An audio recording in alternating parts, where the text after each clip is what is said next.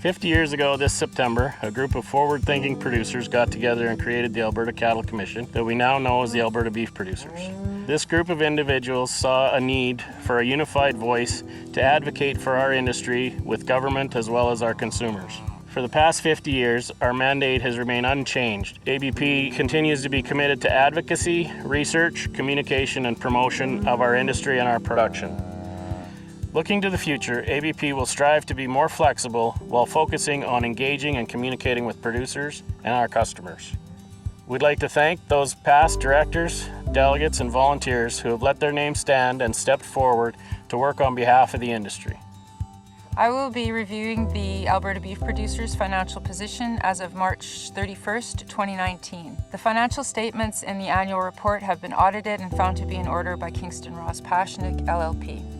The Statement of Operations reflects revenue from the Alberta Service Charge and non-refundable national levy of approximately $16.6 million compared to $10.9 million in the prior year due to the national levy increase as of April 1st, 2018. ABP collected $9.4 million in national levy payments, which were forwarded to the Canadian Beef Checkoff Agency. Of that, ABP allocated 5.43% to the agency for operations, and the balance was allocated at 50% to Canada Beef, 44% to the Beef Cattle Research Council, and 6% to public and stakeholder engagement. Operating expenses for ABP were approximately $5.1 million. These expenses are listed in Schedule 1 of the financial statements in the annual report. ABP issued 1,028 service charge refunds for a total of approximately $2.8 million in the two refund periods of 2018. This represented approximately 39% of the total service charge revenue collected. ABP remains a strong and viable organization, but service charge refunds do limit our ability to make strategic investments in market development, important research, and education initiatives. The ABP operations budget for the 2019-2020 year is in the annual report.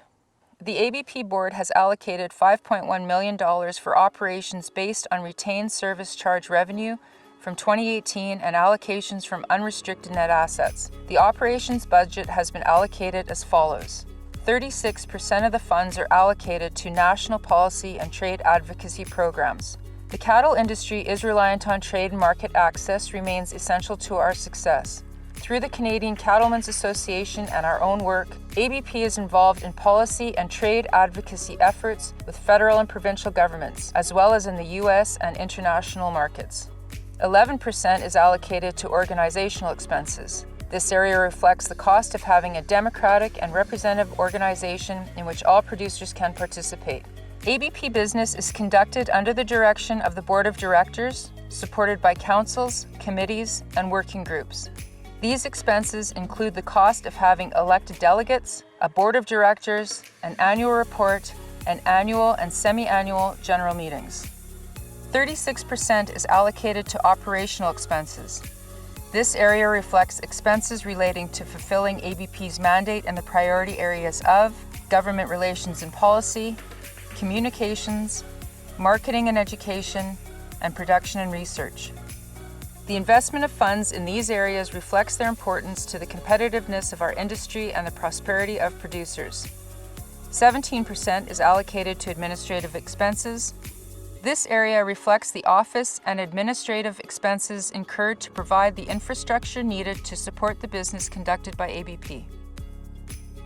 2019 has marked a very busy year for international trade, with the implementation of the Comprehensive and Progressive Agreement for Trans-Pacific Partnership in time to allow Canada to enjoy 2 tariff rate cuts, which reduced the tariff into Japan to 26.6% on both fresh and frozen beef. We have seen a substantial increase in exports to Japan. Statistics Canada data for the first 6 months of 2019 shows a 52% increase in volume and a 59% increase in value compared to the same period last year.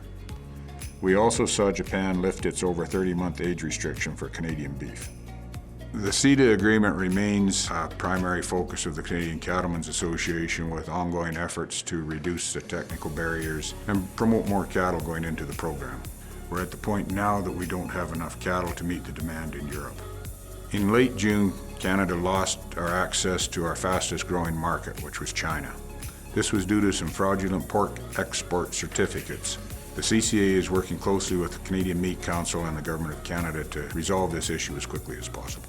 Modernization of the NAFTA negotiations concluded in the end of 2018, with the leaders of Canada, the United States, and Mexico all signing the new agreement.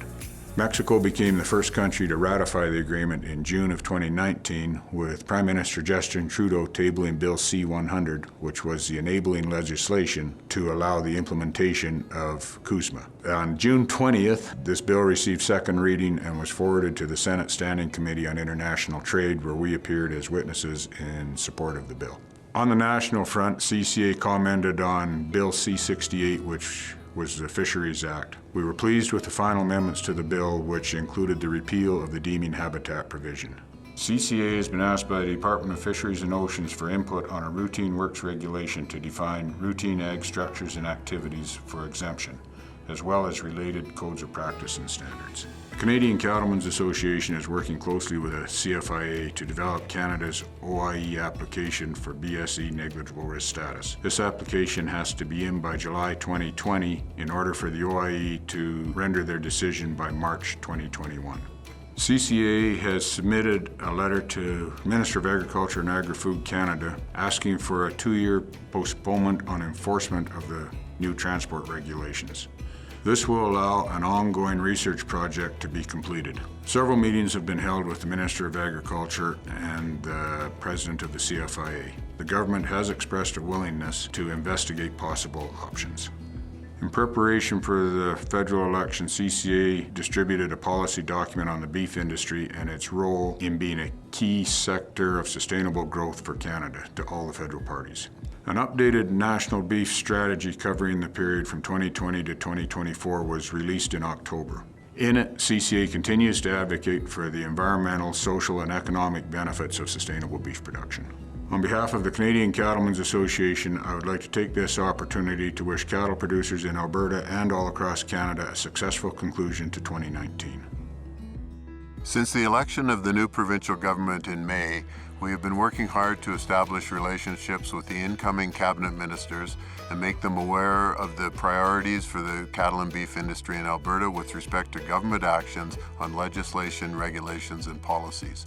In many meetings with ministers and senior government officials, we have asked for increased funding to support research and innovation, actions to address rural infrastructure needs, improved access to labor, more secure tenure and a modernized rental rate framework for grazing leaseholders, and improved health and safety legislation for farms and ranches. The government has committed to repealing Bill 6 and introducing the Farm Freedom and Safety Act. Alberta Agriculture and Forestry have completed consultation with producers across the province on the development of this legislation. We commend the efforts made to hear from producers on this important issue and for the focus on health and safety. It is our understanding that the new Farm Safety Act will be introduced during the fall session of the legislature, and we look forward to practical and reasonable legislation that will make all farm and ranch workers safer. ABP is a member of AgSafe Alberta, the industry-led farm and ranch safety association that will contribute to creating a culture of safety on farms and ranches in this province. Following last year's increase in the national checkoff, Canada Beef, the Beef Cattle Research Council, and the Public and Stakeholder Engagement Team have increased their investments in research, market development, and promotion programs that will generate substantial benefits for producers and increase the competitiveness of our industry. Canada Beef, under the direction of a new president, has refocused their purpose to increase demand for Canadian beef among global consumers. Canada Beef will leverage the Canadian Beef brand through consumer marketing and business development activities directed at capturing high-growth market segments, building strength in the domestic market, expanding programs with retail and food service partners, and sales growth in export markets. The Beef Cattle Research Council is an industry-led funding agency that determines research and development priorities for the Canadian beef industry and administers the national checkoff funds allocated to research. They make joint investments with Agriculture and Agri-Food Canada through the Beef Science Cluster 3 partnership as well as investments in other priority research projects, knowledge and technology transfer, and the Verified Beef Production Plus program. The Public and Stakeholder Engagement Program has increased efforts to address misinformation and public-facing issues related to the beef industry. The program works closely with provincial organizations to provide a voice in public discussions on issues such as the Eat Lancet report, changes in Canada's food guide, the rise in alternative protein marketing, and combating inaccurate information on social media. The Alberta Cattle Feeders Association is a member-funded organization that advocates for its members on things like labor, taxation, and regulation reduction. The last few years, we've developed a really good relationship with the Alberta beef producers. We found that there's a lot of areas that we have common interests, and we find by working together, we can get things done more productively and cost-effectively. We've attended a number of meetings with ABP jointly, meeting with government officials. We've held joint receptions. These things have been really positive, and we found we're able to get our message across really effectively. We've worked with ABP at assessing different research opportunities and finding other ways to promote the beef industry. The Alberta Beef Producers and the Alberta Cattle Feeders Association agree that labor is one of the biggest challenges that we have in the beef industry. We need access to people that want to be engaged in our industry, and we think there's so many opportunities. Whether you're a Canadian or a non-Canadian, we would like to get more participation in the labor force in agriculture. The temporary foreign worker program has been pretty effective, but there's improvements that can be made. In particular, we want to make it easier for workers from abroad that come to Canada to work on our farms to find the path to permanent residency. Another area of common interest for Alberta beef producers and the cattle feeders is the need to have strong infrastructure in place in rural Alberta. Agriculture is a superpower in Canada, and we need the provincial and federal governments to recognize that we need to make those investments if we want to continue to be a strong part of the economic and social fabric of Canada. As well as this year being ABP's 50th anniversary, it also happens to be our 5-year plan review.